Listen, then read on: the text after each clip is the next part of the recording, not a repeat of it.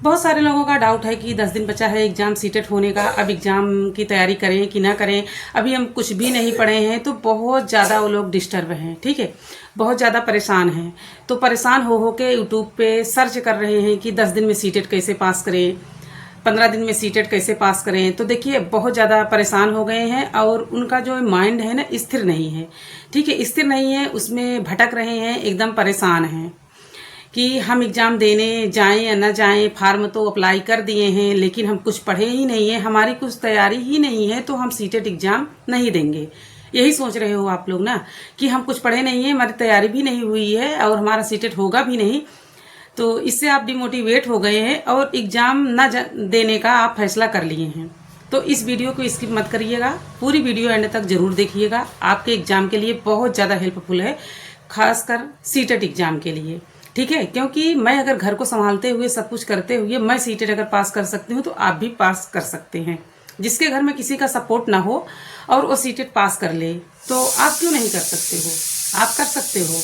सिर्फ आपको करना क्या है कि धैर्य बना के रखना है, हिम्मत से काम लेना है, घबराना बिल्कुल नहीं है, परेशान नहीं होना है। और पूरे यूट्यूब पे आपको यहाँ वहाँ भटकना भी नहीं है। सर्च कर रहे हो कि हमको 10 दिन में सीटेट कौन पास कराएगा, क्या कर सकते हो, बहुत सारी चीज़ें सर्च कर रहे हो कि 10 दिन में सीटेट कैसे पास करें, क्या रणनीति है सीटेट पास करने की। एकदम सर्च कर करके आप थक गए हो, ठीक है।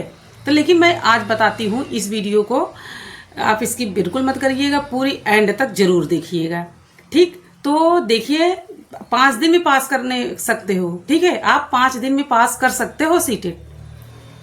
क्योंकि जो कुछ भी नहीं पढ़ा है, बीएड किए हो ना आप, बीटीसी किए हो ना, तब वही सब कुछ है, ठीक है, वही सब कुछ है जो आपने बीएड और बीटीसी में पढ़ा है। एकदम सच बता रही हूँ मैं, गौर से इस वीडियो को देखना और सुनना मेरी बात, मैं बोल क्या रही हूँ। आपके पास टाइम नहीं है, आप पढ़ते पढ़ते ही सुनना इस वीडियो को, लेकिन जरूर सुनना, ठीक। तो सारा सिलेबस वही सब कुछ रहता है जो हम बीएड करते हैं, बीटीसी करते हैं, सब कुछ वही रहता है। रही बात कि हमको पढ़ना कितना है, सीटेट का सिलेबस है क्या, बस उसमें आपको पढ़ना क्या है। इसके लिए आप भटक रहे हो, पूरे यूट्यूब पे सर्च कर रहे हो कि 10 दिन में सीटेट पास करना है मुझे, तो हम कैसे पढ़ें, किस तरीके से पढ़ें, अभी भी पास कर सकते हैं कि नहीं कर सकते हैं, ठीक। तो आप पास कर सकते हो, ठीक। आपको सिर्फ अब करना कुछ नहीं है, प्रीवियस ईयर पेपर है उसको आप जरूर सॉल्व करिए। आपके पास कोई पब्लिकेशन की बुक है आप उसको सॉल्व करिए, अगर नहीं भी है तो भी आप सीटेट वेबसाइट से डाउनलोड कर लीजिए। कम से कम 5-6 प्रीवियस पेपर तो आप सॉल्व कर सकते हो, ठीक है। अगर 10 दिन बचा है तो 10 दिन भी आप प्रीवियस ईयर पेपर को सॉल्व कर सकते हो। हर दिन अगर 1 या 2 करो तो भी 10 प्रीवियस पेपर आप सॉल्व करिए और मॉक टेस्ट को दीजिए, ठीक है, मॉक टेस्ट को भी दीजिए। 10 मॉक टेस्ट हो गए, 10 आप previous year plus marathon class, सिर्फ आपके 5 सब्जेक्ट हैं और एसएसटी वालों का सिर्फ 4 सब्जेक्ट है, ठीक। तो आप मैराथन क्लास देखिए, आप कहेंगे 10-10 घंटे की मैराथन क्लास है, कैसे, उसको स्पीड बढ़ा के देखिए, उससे भी आप कॉन्सेप्ट को क्लियर करिए और एक शॉर्ट नोट्स बना लीजिए, ठीक है। जो पॉइंट आपको क्लियर नहीं हो रहा है, कॉन्सेप्ट क्लियर नहीं हो पा रहा है, उसको आप शॉर्ट नोट्स बनाइए और उससे आप रिवीजन करिए। सीडीपी में मैं कुछ आपको वैज्ञानिक का नाम बताती हूँ, उसका आप जरूर देख लीजिए, वहाँ से पूरे भर भर के क्वेश्चन पूछे जाते हैं। जैसे आप सभी को मैं बताती हूँ कि मोस्ट टॉपिक क्या क्या है सीटेट में, सीटेट में आपको क्या क्या पढ़ना है अब, क्योंकि टाइम बहुत कम है। तो कम टाइम में हम तैयारी कैसे करें, तो देखिए उसके लिए आप लोग परेशान भी हैं। तो मैं मोस्ट टॉपिक मतलब कि जो इम्पोर्टेंट टॉपिक हैं उसे मैं बता रही हूँ, कौन कौन से टॉपिक आपको पढ़ना है। तो पियाजे पढ़ना है, कोहल वर्ग पढ़ना है, वाइगोस्की को पढ़ना है, स्किनर को और चोमस्की को, ठीक है।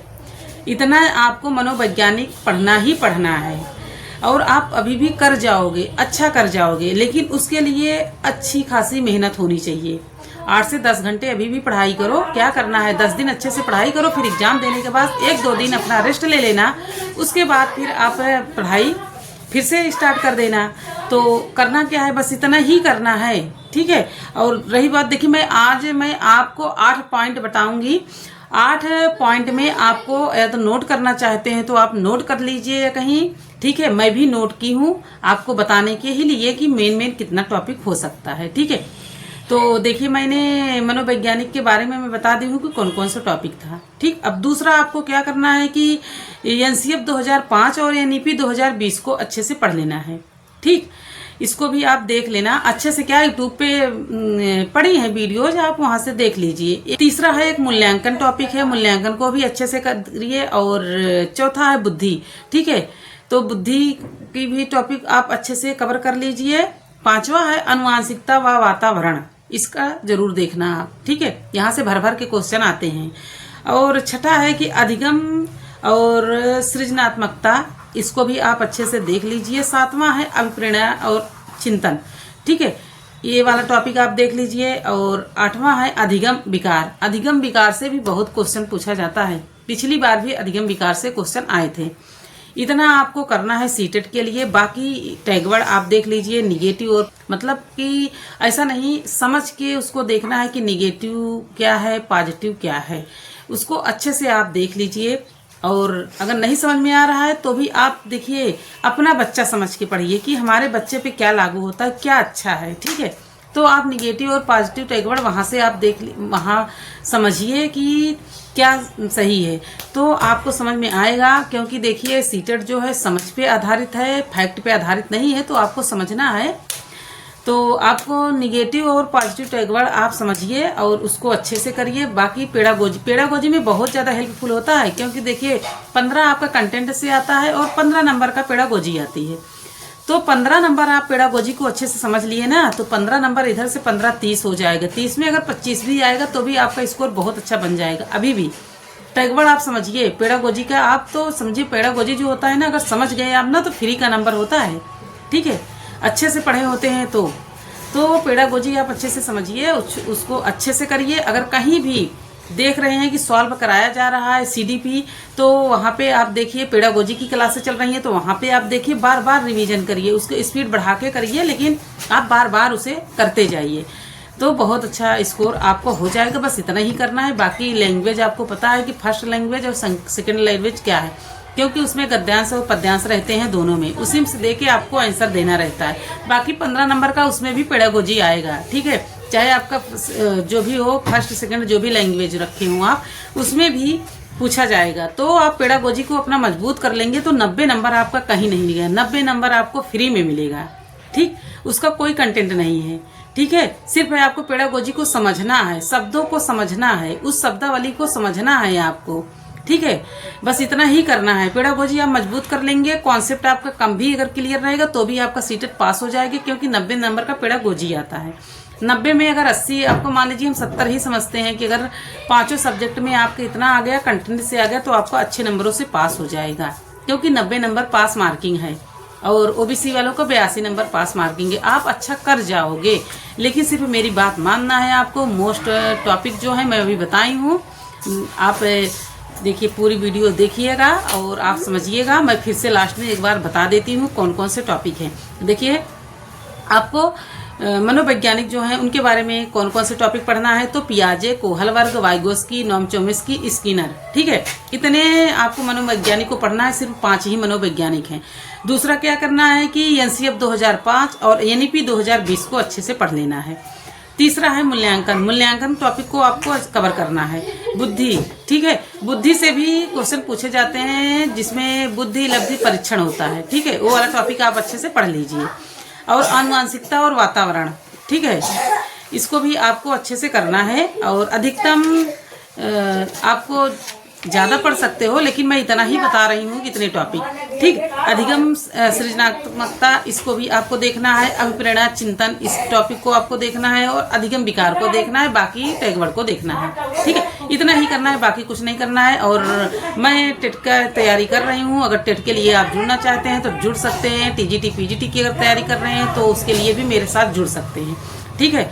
तो आप लोग अगर टेट की कर रहे हैं तो कमेंट करना, और आप टीजीटी पीजीटी की तैयारी कर रहे हैं तो उसके लिए आप लोग कमेंट जरूर करना, क्योंकि टेट का एग्ज़ाम जुलाई में है और टीजीटी का तो मई और जून में है। तो आप मुझसे जुड़िए और आपको जो टॉपिक नहीं समझ में आ रहा है, जो चीज़ें नहीं समझ में आ रही हैं, तो मुझसे आप कमेंट करिए, बात करिए, मैं ज़रूर उसका प्रयास करूंगी अगर मुझे आ रहा हो तो। बाकी तो जितना आप लोग को आता है उतना मुझे भी आता है, ठीक है।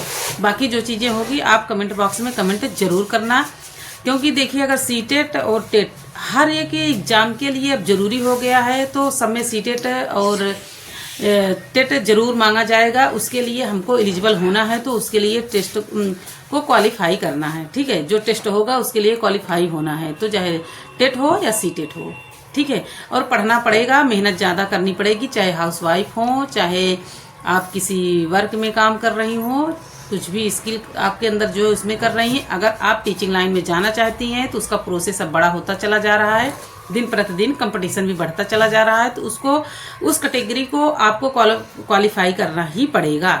तो वहाँ पे पहुँचने के लिए आपको मेहनत करनी पड़ेगी। बाकी मिलेंगे किसी और वीडियो में। Thank you.